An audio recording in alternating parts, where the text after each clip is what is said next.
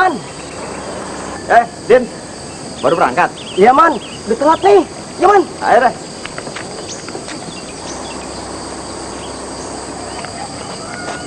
Selamat pagi, Pak Parmo. Selamat pagi, Nak Herman. Wah, jalan-jalan, Pak. Ini nganterin susu. Ya, sekalian sport, Pak. Betul, Nak Herman. Mari. Ya, mari, Pak.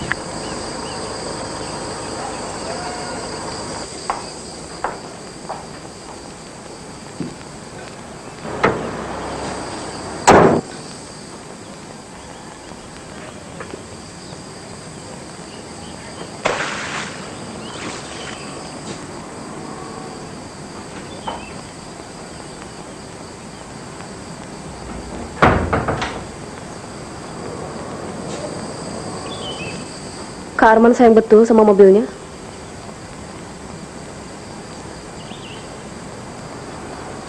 Bilang, Bu, tidak usah dijual saja.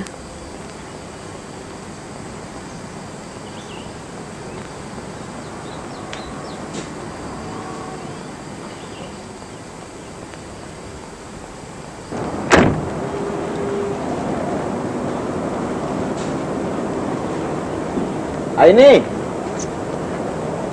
belum berangkat.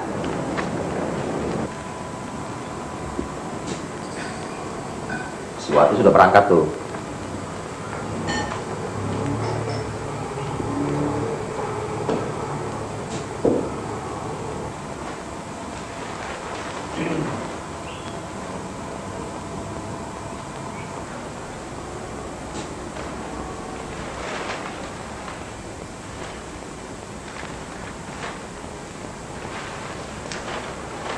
Ada apa ini?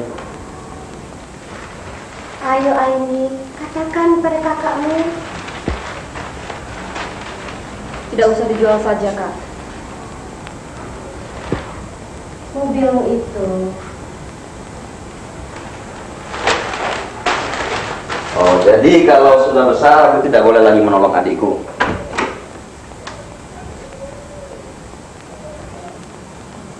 Apa hakim yang bilang ini?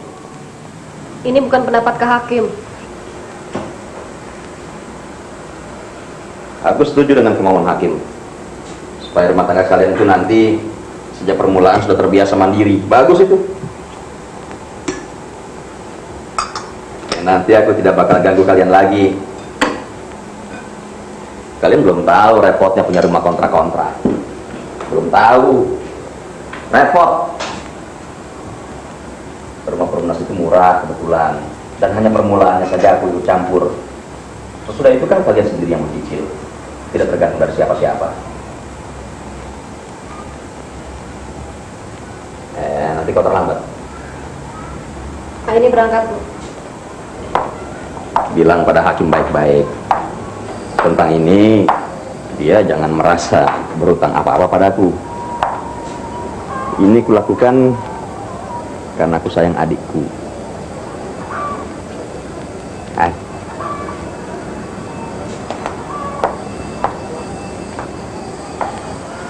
Sudahlah, Man. Kau perlu mobil itu untuk usaha. Saya bisa naik motor ke bengkel. Mereka tidak mengerti pentingnya soal rumah. Mereka pikir kalau sudah kawin. Mereka mengerti, Man. Adikmu tidak enak terus-menerus menerima pengorbananmu dari kecil.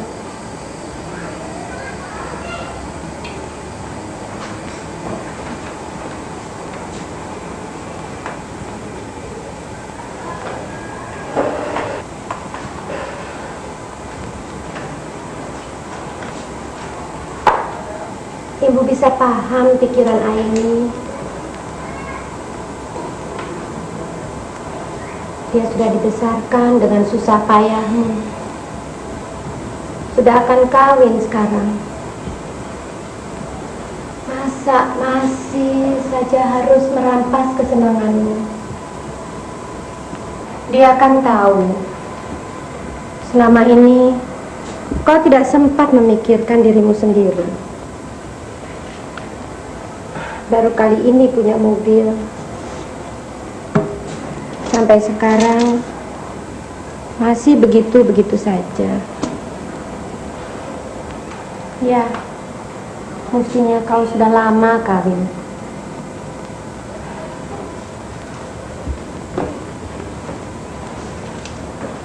Ibu punya teman di rumah,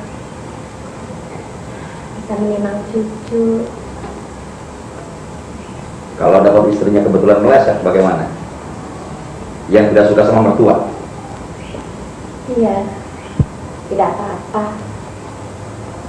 Ibu tetap senang. Ibu akan desak Dani untuk merawat ibu. Dia sudah kaya.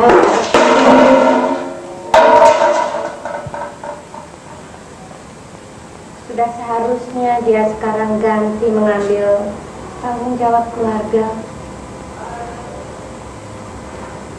Dia sudah berkecukupan.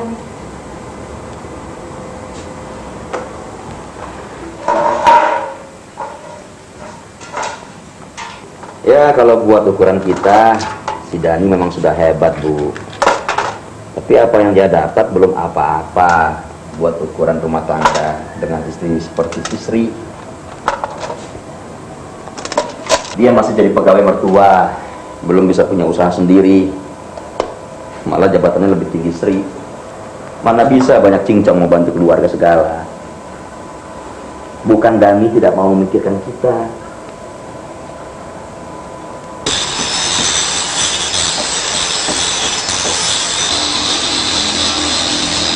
Tapi kalau setelah masjid, saya potong bagus dan ya Pak ya. Ya Bang.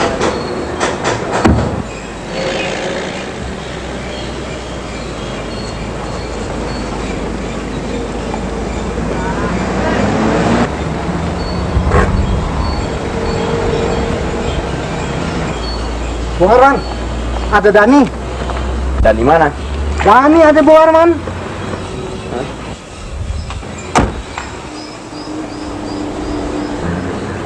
Apa kabar, Kak?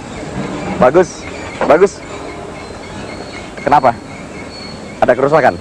Ah, tidak. Ibu baik. Baik. Alhamdulillah. Baru tadi kamu membicarakanmu. Umur panjang.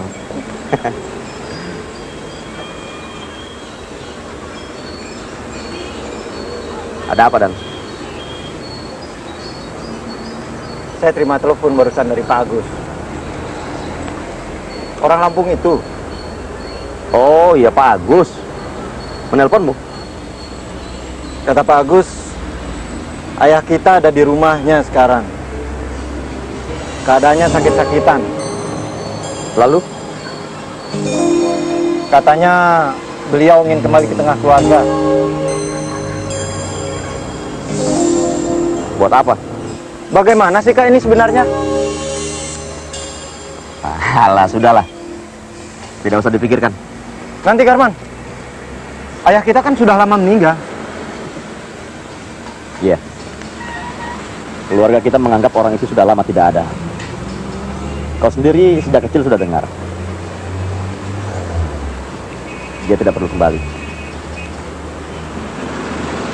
Sudah, biar aku yang bereskan ini. Salam buat Sri.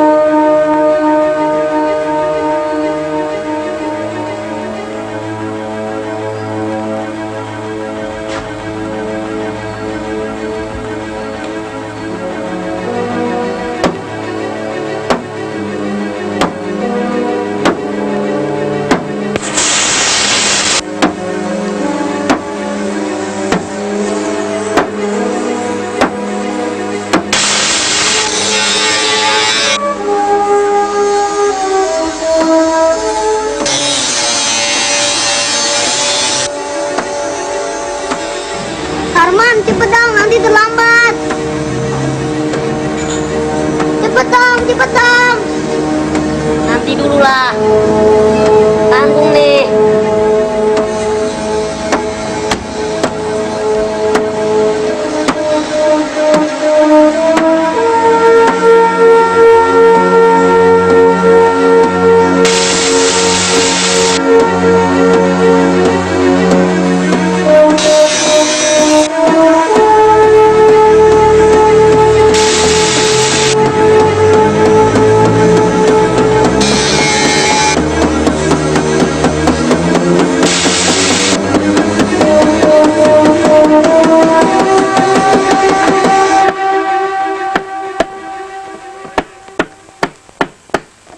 Saya sudah terima telepon dari Pak Agus tadi tentang adanya ayah saya.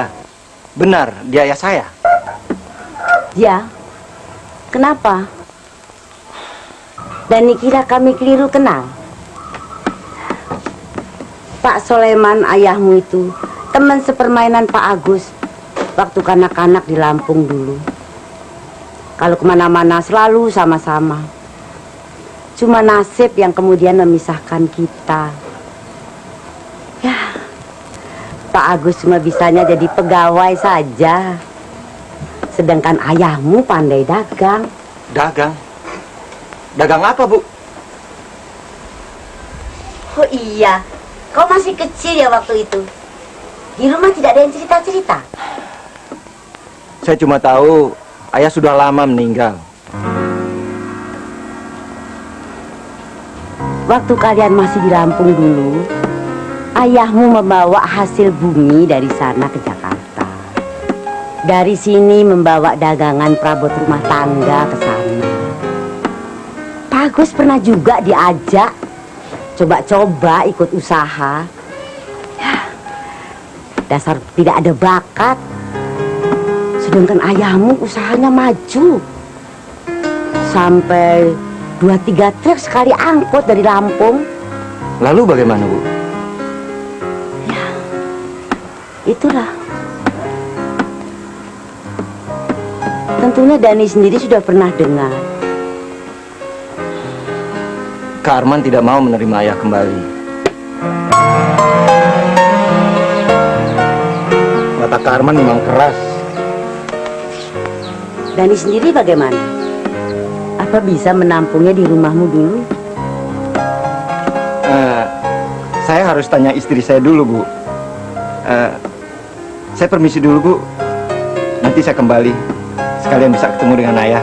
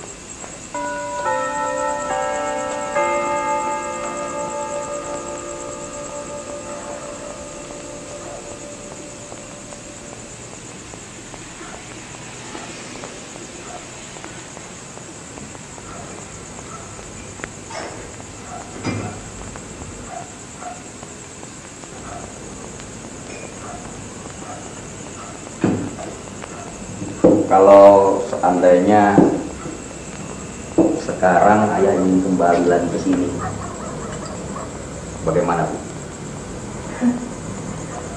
Kau salah makan apa tadi? Saya ingin tahu bagaimana pendapat Ibu. Buat apa bicara begituan? Saya sendiri tidak bisa menerima dia di tengah keluarga kita lagi.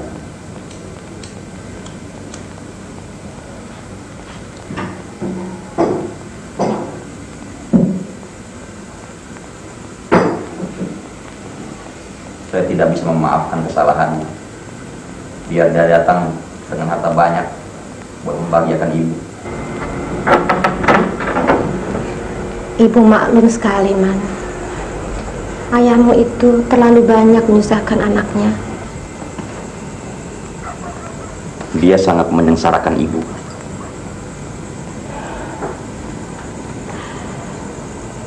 Ibu pasti tidak lupa perbuatannya yang kejam itu. Orang seperti itu sebetulnya sama saja dengan penjahat. Orang tua seperti itu mestinya juga dikenakan hukuman berat. Karman, Nanti aku ceritakan Aini siapa sebenarnya ayah kita itu. Nah, ini sudah ibu beritahu. Dia akan berumah tangga. Harus banyak tahu jurang-jurang yang bakal dia lalui.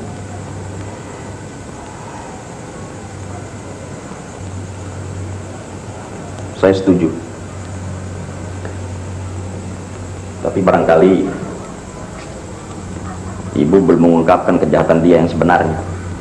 mungkin ibu tidak suka membicarakan yang buruk-buruk dari orang yang sudah tidak ada.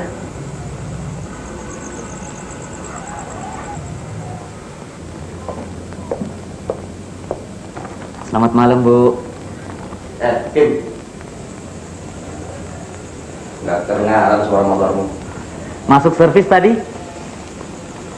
Oh ya, bilang sama temanmu yang punya motor itu supaya sabar sedikit lagi. Mobilku belum cocok harga. Itu tidak ada masalah, Karman. Tapi pasti aku beli, itu motor bagus. Saya datang mau mengantarkan ini. Pesanan Aini. Oh, ya. Masuklah.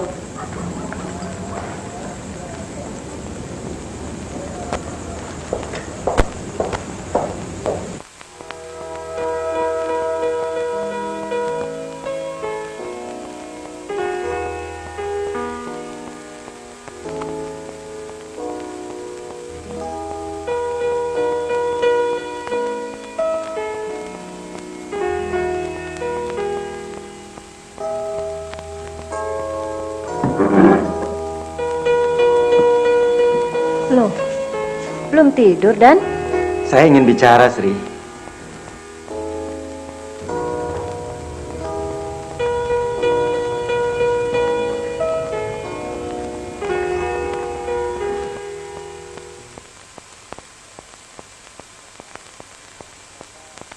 Ternyata ayah saya masih hidup, Sri. Oh ya? Saya baru dengar tadi. Beliau sekarang berada di rumahnya Pak Agus, orang sekampung kami. Kabarnya beliau dalam keadaan miskin dan sakitan. Ingin kembali ke tengah keluarga. Lalu? Kak Arman tidak mau terima. Oh, Watak Kak Arman memang keras. bukan itu sebabnya. Ini menarik sekali. Sesuai dengan pengamatan ilmiah yang saya baca, bahwa di negeri-negeri timur juga sedang berlangsung proses peningkatan secara drastis pendangkalan hubungan keluarga. Sebenarnya ini merupakan gejala. Tapi ini mungkin karena ayah kami memang rupanya bersalah dulu. Meninggalkan keluarga. Keluarga kami terlantar. Sampai dibilang bahwa beliau sudah meninggal. Oke. Tapi sikap Arman ini bagi saya tetap merupakan gejala ya akibat semakin menebalnya rasa materialistik. Sehingga segala sesuatunya dinilai dari sudut untung rugi. Saya sendiri ingin menolong ayah, Jeng Sri. Itu manusiawi.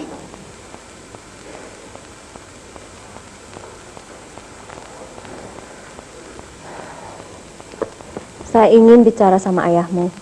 Saya keluarkan mobil dulu. Oh, tidak sekarang, Dani. Saya masih ingin menyelesaikan baca satu bab lagi. Besok saja pulang kantor, kita ke sana. Ya? Sekarang tidur saja duluan. Sebentar saya nyusul.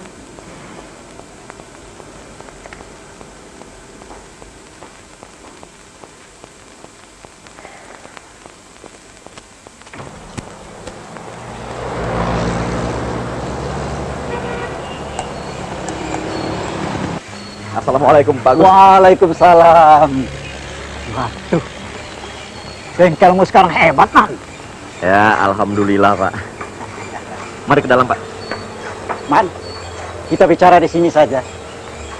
Nah, ya, nah, cik. Wah, aku betul-betul senang melihat kau maju sekarang, Man. Bapak sendiri baik-baik saja. Ya, begitulah. Orang pensiunan yang tidak bisa apa-apa.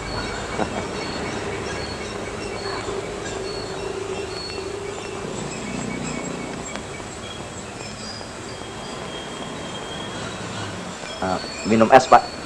Tidak usah, terima kasih.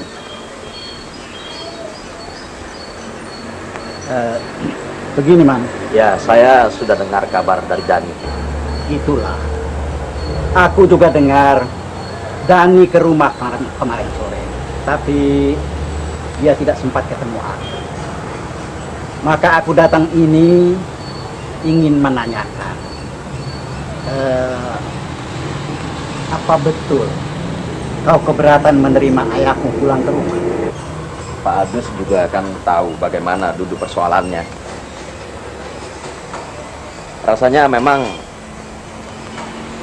ya, apalah gunanya beliau kembali. Tidak akan membahayakan bagi kedua belah pihak. Beliau sudah lama sekali pergi. Sudah 20 tahun. Dan kami menganggapnya sudah tidak ada. Tapi beliau tetap ayahmu.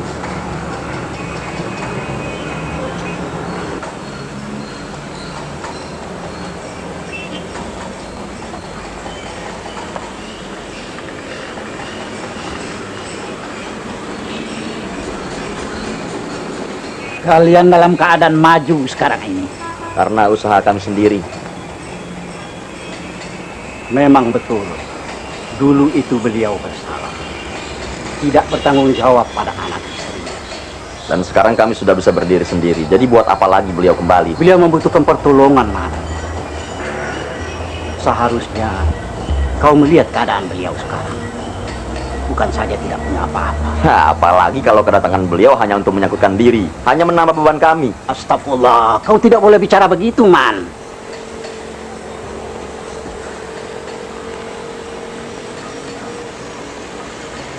Aku harap kau mau merubah pendirianmu. Aku sudah bilang pada beliau, mustahil keluarga tidak bisa memaafkan. Saya kira beliau paham kenapa saya bersikap begini. Ya, tentu. Aku yakin orang tua tidak bakal memaksakan diri diterima anaknya. Aku sendiri juga begitu, Man. Aku tidak pernah menuntut anakku membalas budi kepadaku. Karena aku tahu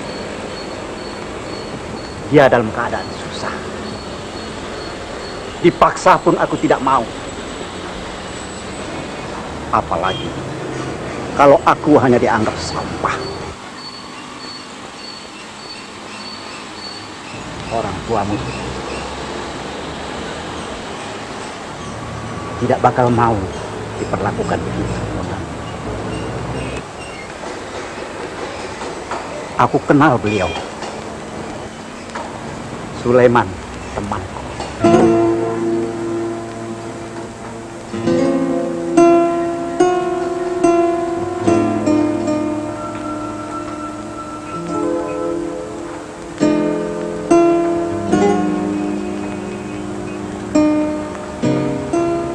Maaf, Bagus.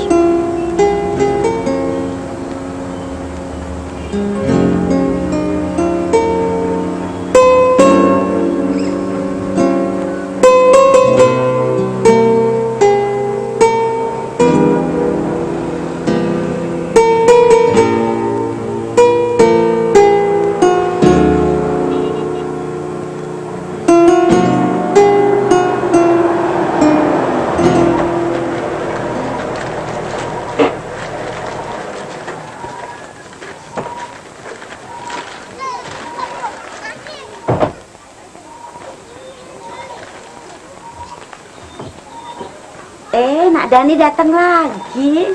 Iya, Bu Agus. Istri saya ingin ketemu ayah. Wah, Pak Soleman sedang pergi. Pergi? Tadi Pak Soleman ada di musola, Bu. Musola. Itu tempat sembahyang, seperti masjid. Oh, beliau sedang sembahyang. Ah, Ibu tadi tidak pasti. Mungkin Pak Soleman perginya lama. Kita coba tunggu saja sebentar. Saya ingin sekali ketemu dengan ayah Dani, Bu. Tapi... Apa beliau pergi dengan Pak Agus, Bu? Oh, tidak. Pak Agus sedang menemui kakakmu, Arman. Bagus juga kalau kita bisa bertemu dengan Pak Agus. Sekalian bisa mendengar apa kata Kak Arman. Kalau begitu, kita mau tunggu sebentar, Bu. Oh, silakan. Aduh, di mana ya duduknya? Biar di situ saja.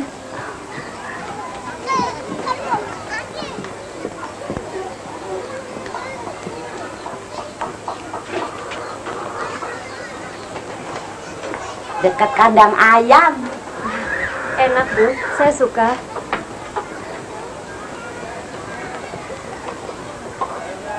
Saya suka suasana di sini. Kayaknya tentram. Romantik. Keadaan Pak Soleman sekarang sudah beda sekali dari waktu dia jadi saudagar dulu. Sudah payah betul. Tapi bagaimanapun keadaannya, Bu, anak harus menerimanya. Justru Bagus. Dani, Pak, adik Arman. Dani? Aduh, bukan main. Hebat sekali kau. Ini istri saya, Pak. Ya, Bapak dengar-dengar juga waktu Dani menikah. Kami ikut gembira karena Dani dapat. Tapi Nyonya Sri ini baik, Pak, tidak seperti Arman. Oh ya, tentu.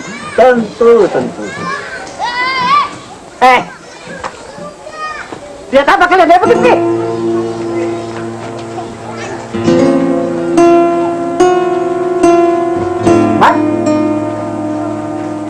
Man.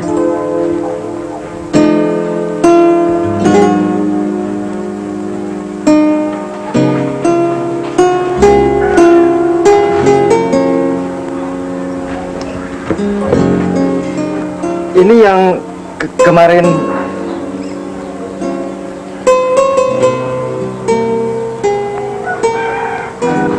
Kami sudah jumpa kemarin.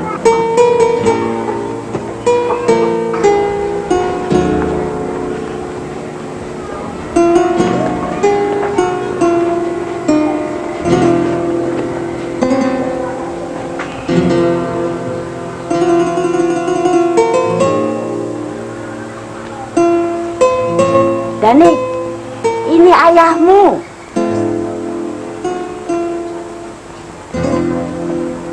Ya.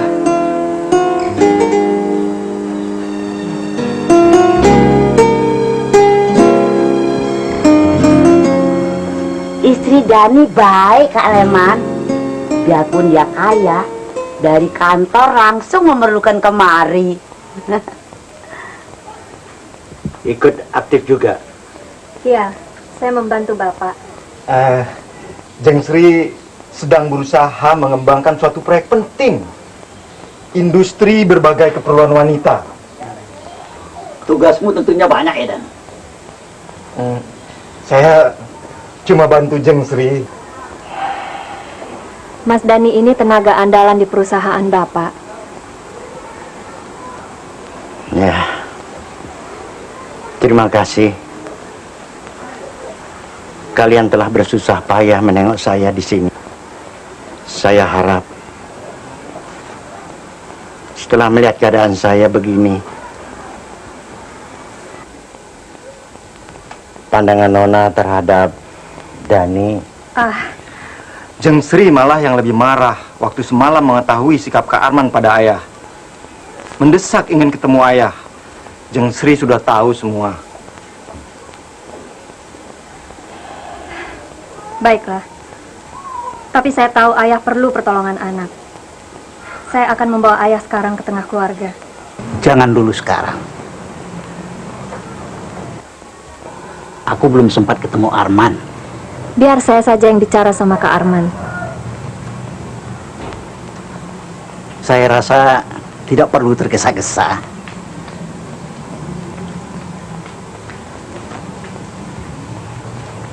Betul, Nona. Ayah jangan panggil saya Nona. Cukup Sri saja. Baik, Nak Sri. Saya setuju Pak Agus. Oke, kalau begitu. Tapi ya, silahkan saja. Kalau kalian ingin membawa ayah melihat-lihat rumah kalian. Barangkali... Maaf. Jangan sekarang. Badan ayah sedang tidak enak. Saya kira lebih baik ayah istirahat saja dulu. Ya. Kalau begitu kami permisi dulu. Ayah. Baik. Mari.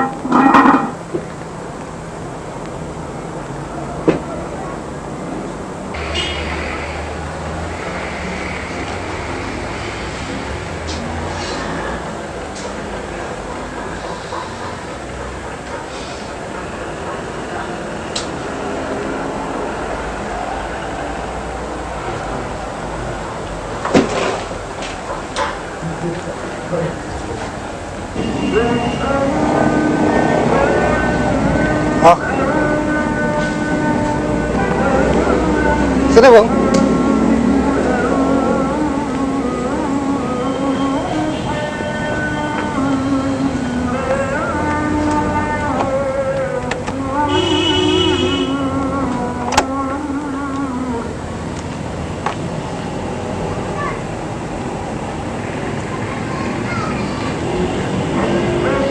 Memang sayang Bu Arman kalau dijual.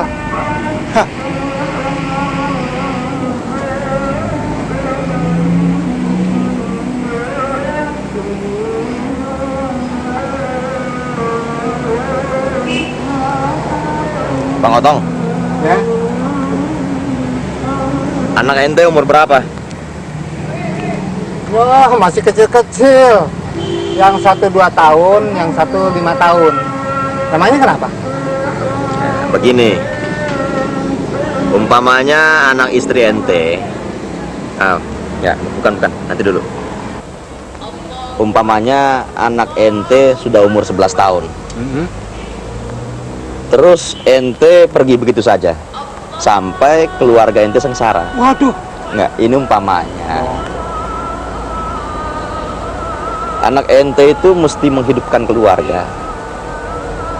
Nah, sesudah ente tua, hidup ente susah, ente butuh bantuan keluarga.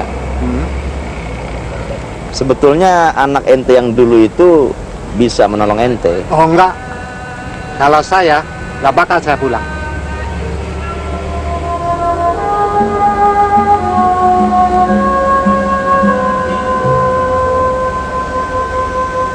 Yuk.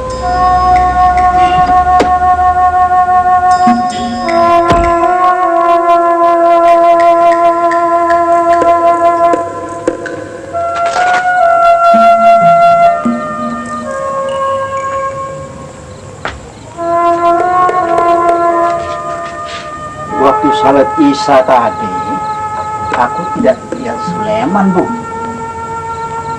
Saya juga tidak melihat dia keluar.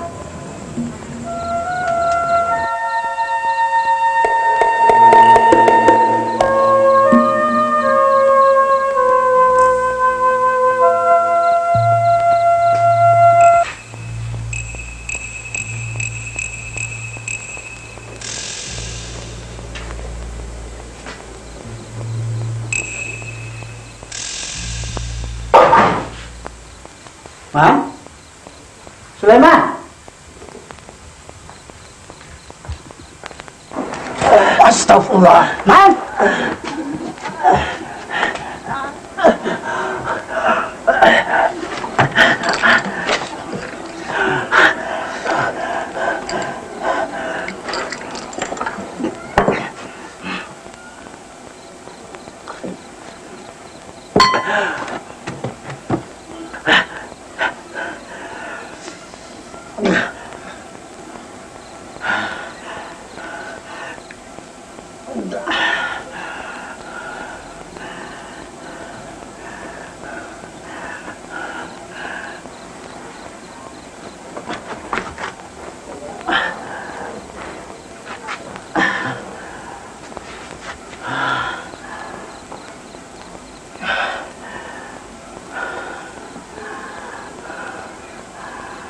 Sakit sekali, Gus.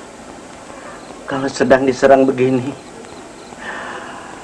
jantung rasanya seperti dirobek-robek. Kenapa kau tidak tenang-tenang saja dulu?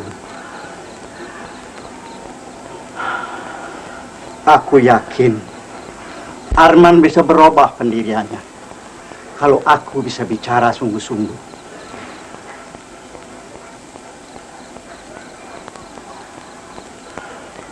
Aku pikir juga begitu.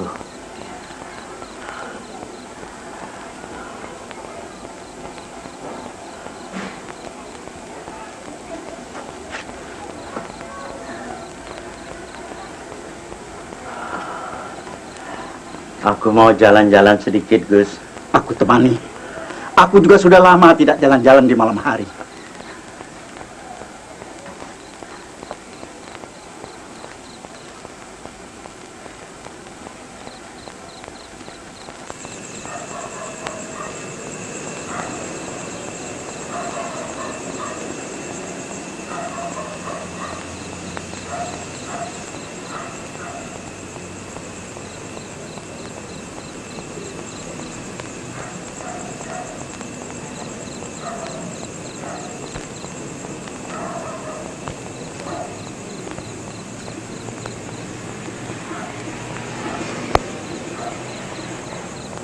Assalamualaikum. Waalaikumsalam. Bu!